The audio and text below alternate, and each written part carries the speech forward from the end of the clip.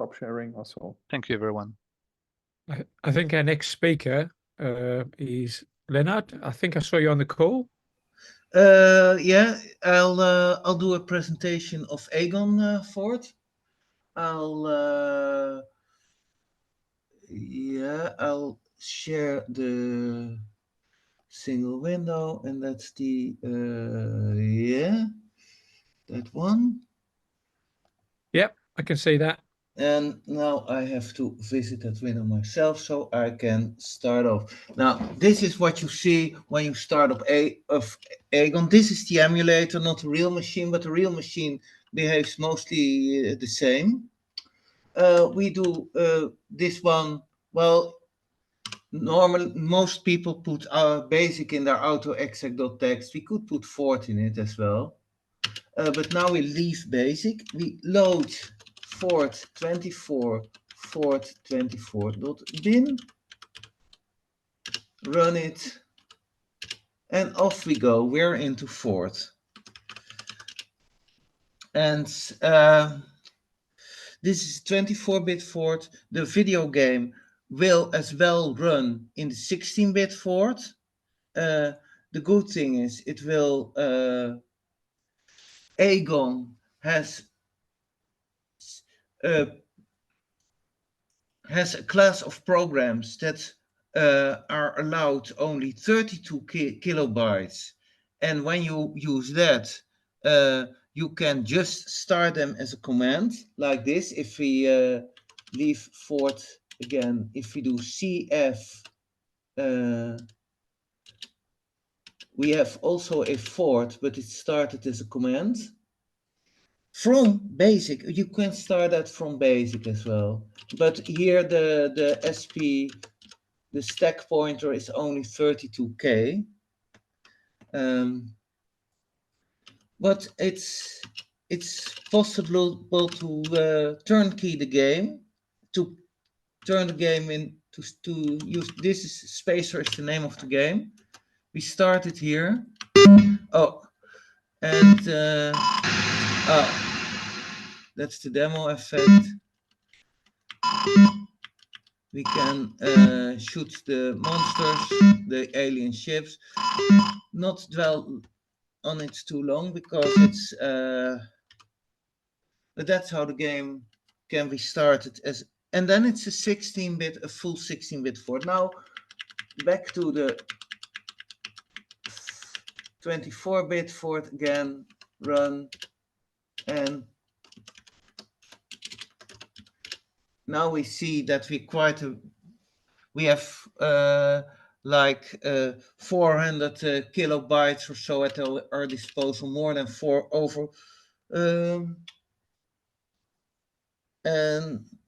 but now we the video game, we will do spacer.FORTH, that will compile it. It will work on the 24, both on the 24 and on the 16-bit FORTH, but on the 24-bit FORTH we have some goodies like view. We can look at words now. We can view Spacer, for instance, and boom, we are in the editor, and we have the instruction screen here. Quite old school, the instruction screen. But the main loop is the most interesting thing of the game, I think. We start out with the V wait, that's waiting for the vertical retrace interrupt. It's the, you wait for new frame, so that's your time base basically. Then we're checking a lot of keys, like the key 1 key code. If we set the lift values, if you press one of the digit keys 1, 2, 3, your rate of ascent or descent will be adapted. If we press the cursor up, we we do the lift, fetch the lift variable, negate it, and add it to the, or put a negative rate y, a negative, so it go 0 is top row of the screen, 31 is bottom row of the screen. So if we have the key down, we put the lift value and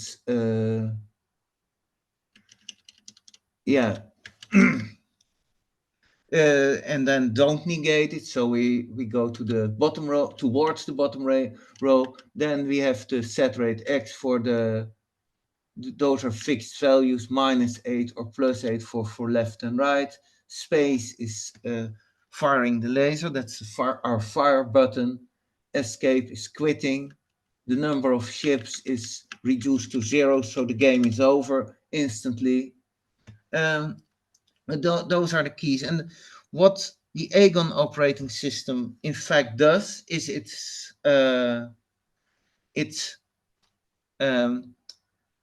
the operating system, when a key interrupt comes, it will, apart from providing the ASCII value of the key actually pressed, it will, depending on if it's a key up event or a key down event, it will set a flag in a bitmap. So we can at all times just check that flag. Is the cursor down key pressed or not, or is the cursor left key pressed or not?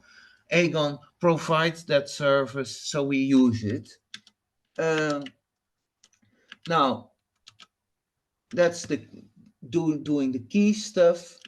If the laser temperature is, we let it cool down if the laser isn't pressed, the fire button isn't pressed. We let it cool down gradually. If it is pressed, it will go up and it will eventually overheat.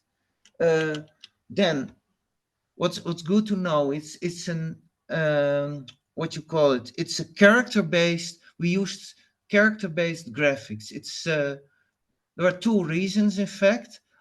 First, I found it simpler just to implement it, to get a hang of the video game logic.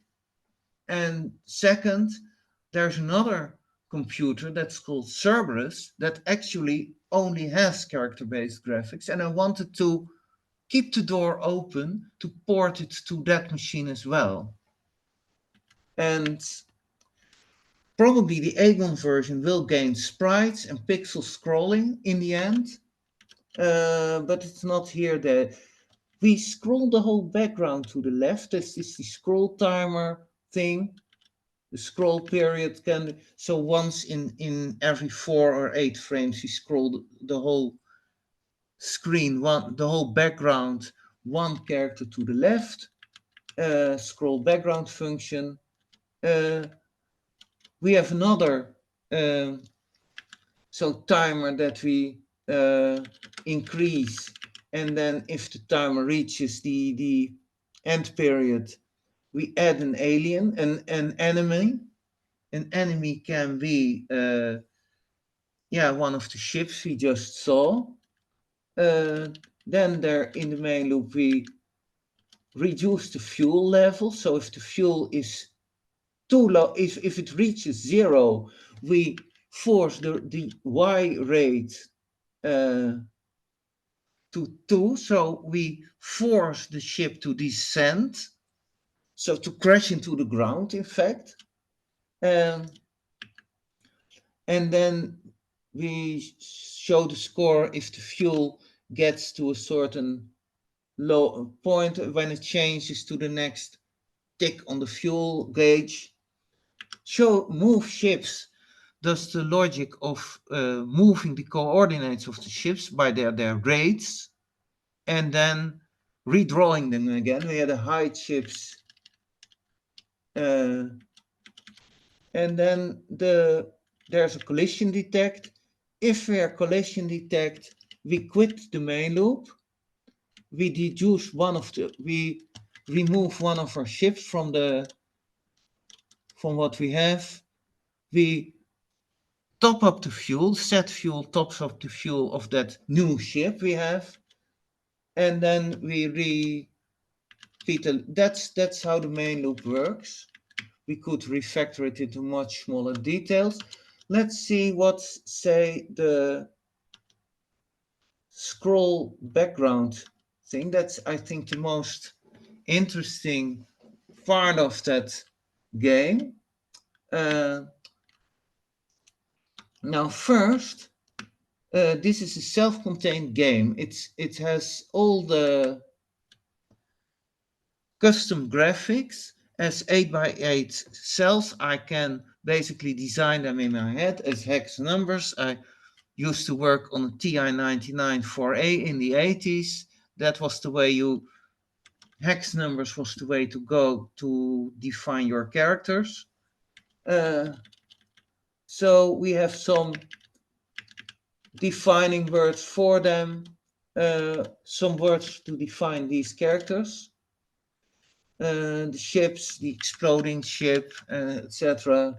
The background characters. Now, these are as an array of strings, a stupid array of strings, if I would say, a list of strings terminated by a zero-length string, counted strings, that defines our background. That's what's shown on the bottom, the yellow thing you saw earlier. And we have another background that is for when there's a tunnel. And you see there's this fuel thing. That's where you have to go to refuel when your fuel is low. And then there's another thing that's the background pointer that tells you what string to pick from the background. There's a scroll sequence. Now, that's a video sequence. Agon doesn't have a memory mapped screen. It uses the ESP32 to generate video for it. The ESP32 has a big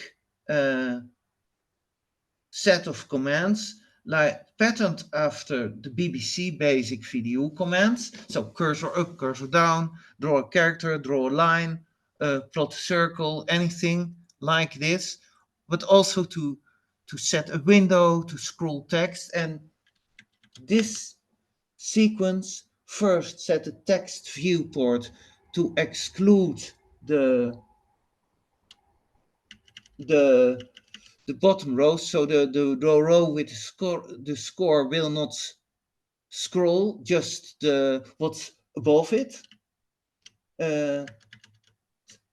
like it's doing up and including row 27. Then we actually scroll by 8 pixels to the left, and then we undo the text window again. That's the scroll sequence. Now we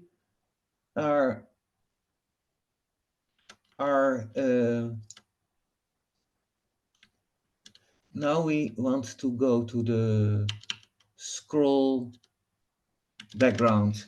What the scroll background does is it does the scroll sequence here. That's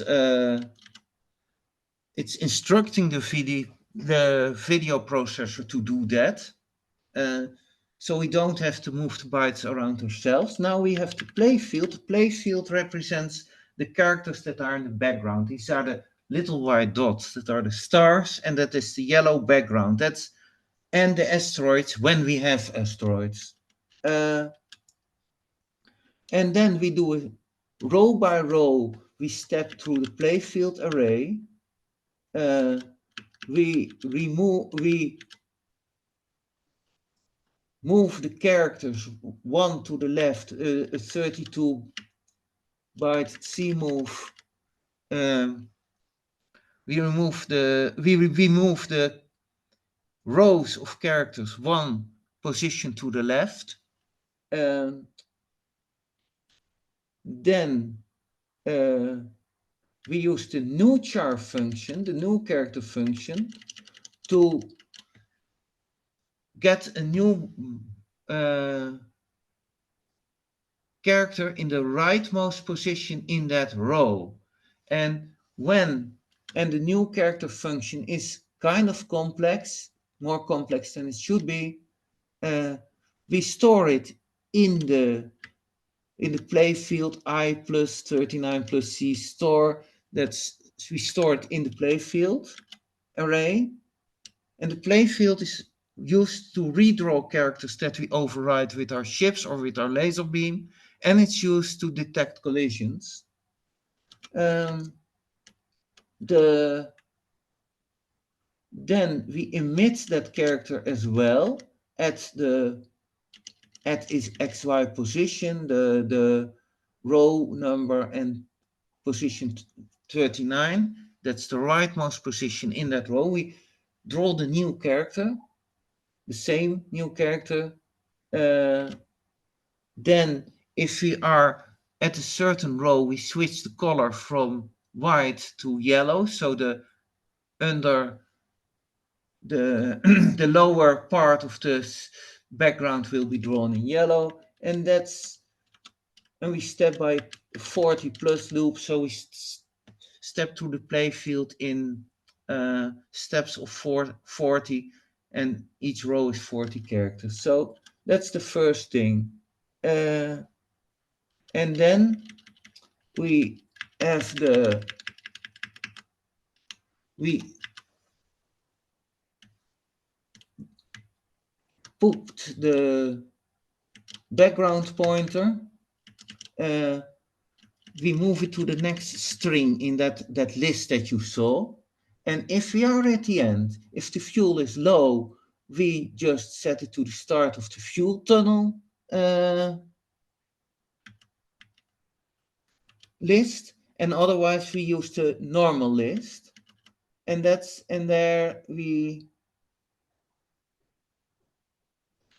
we update the background pointer.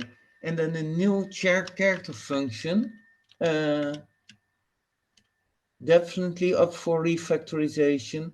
But what it does is, if it's if the row number is higher than a certain value, we just take the byte from that row, and otherwise we draw something on the screen. If we are in asteroids mode,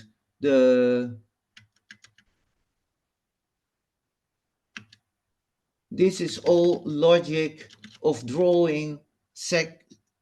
An asteroid consists of 4 quarter circle parts, and we draw their completion. If the enemy mode equals 3, we will ever start a particle, an asteroid, draw a new random asteroid, and if not, we will. And there are several conditions under which it's too complex for it to explain here. But well, when we didn't have asteroids, it was just randomly picking either a blank or a dot for a star.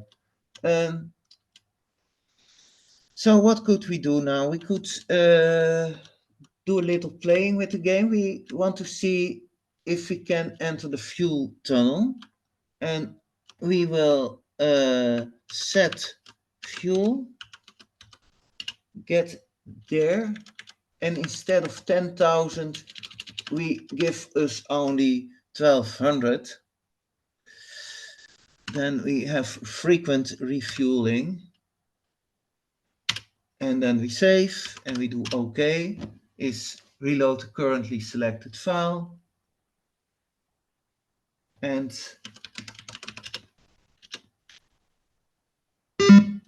oh, that was a bummer. That's the demo effect.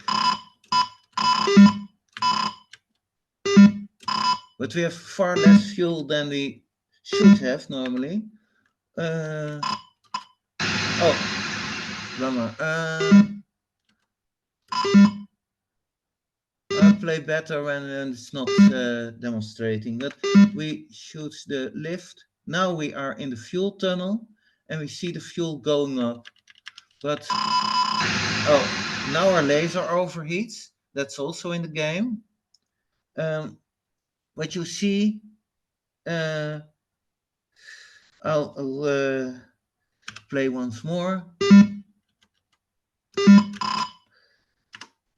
Oh no, wrong one. And now we, this is,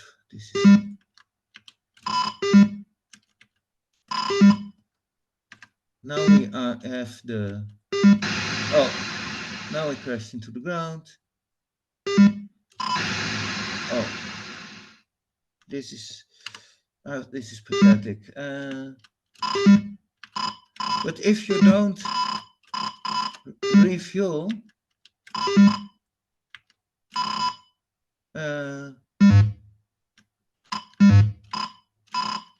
you will be treated with a forced landing like this. So you have to refuel.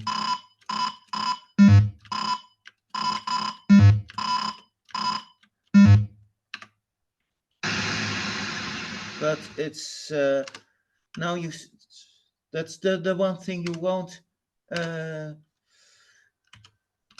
it again. We can view set fuel. Oh, how much time do we have? We can do it at normal. We can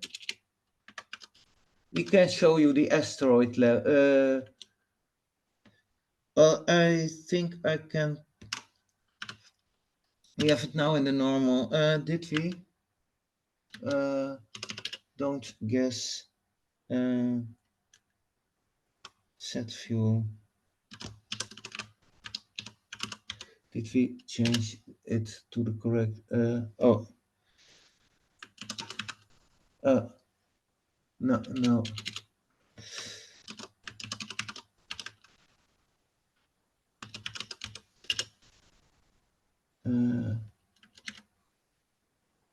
That's.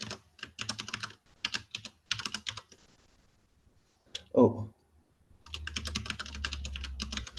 Now we there. Yeah, 10,000. That was the right number. I don't have to save it now because it was already there. Okay. And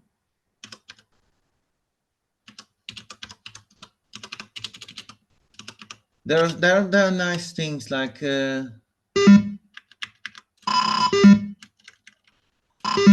there's some hidden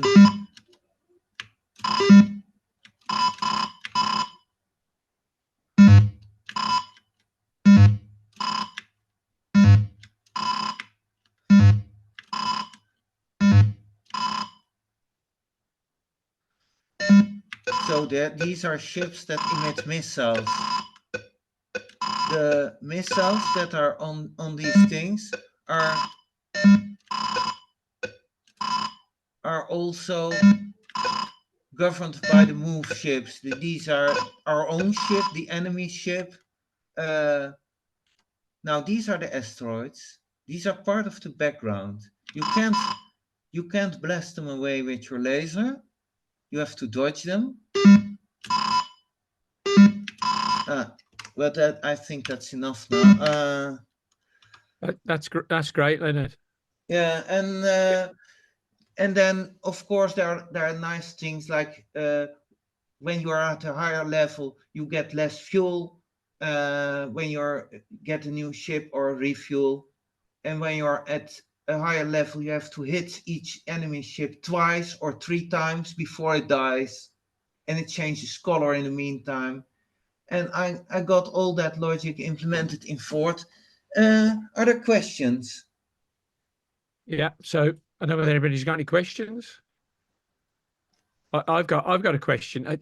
The I was your code seemed quite readable. Yeah. That was good. I did wonder this the scroll routine you were showing. I think I'd have found that a bit big to debug. How did you? I mean, I'd have probably split it up into like maybe 3 or 4 words Uh, and test them yeah. individually. How did you actually debug that function? It was looked quite Well, it impressive. got, of course, not everything was in there when I first wrote it. Um, so things got added to it. And of course, there are things like the new character function that were split out. And say but indeed, even debugging the scroll sequence itself, like how to set that text window and command the VDP to scroll, it has some trial and error. But you can have, it's not ideal to debug an actual video game. You can, in some cases, you can inspect variables, you can uh, run a function by itself and see if the values are what is expected. But you sometimes you see the ships wandering off to the wrong side of the screen and things like that, and you're scratching your head. Uh, you get some. So it wasn't all of the functionality wasn't written in one day, in one go. Yeah, so some of those functions, I mean, you can easily see the main loop, for instance. I Yeah, mean, maybe it's always with code, I guess, there's refactoring, and you can, yeah, I think that's a fourth motto that's yeah, applicable for everybody. But but the main you can see that you added piecemeal. yeah, I yeah, think that the sort of interested as well on. Yeah, I mean, you've always got the problem. I think everybody, whether you're using communication systems and communicating between multiple micros, whether you're debugging a video game. yeah. Sometimes you can run individual words, but sometimes it's interactive and the failure modes are interactive. So Yeah, yeah, and I think yeah we did a lot, and yeah, one of the things I want to port this to Cerberus, uh, and it has well, it has an actual character screen. Uh, do have something running on that one, but it's I need to well I reorganized the logic a bit. Otherwise, when you're just printing the characters like I did on Agon, it flickers like hell. It's completely unusable. Uh, but it's still, yeah, Agon is, say, almost an order of magnitude faster than Cerberus for the fourth interpreter. So you are going to, like the random function is using two multiplies. How can we reduce that? How can we shave something off that? Uh, so we have to optimize something and maybe use some assembler assists to make the game interesting under Cerberus. But now, if there are no challenges, there would be no fun, right? Uh, can we stop sharing now? yeah, yeah. And Thank you very much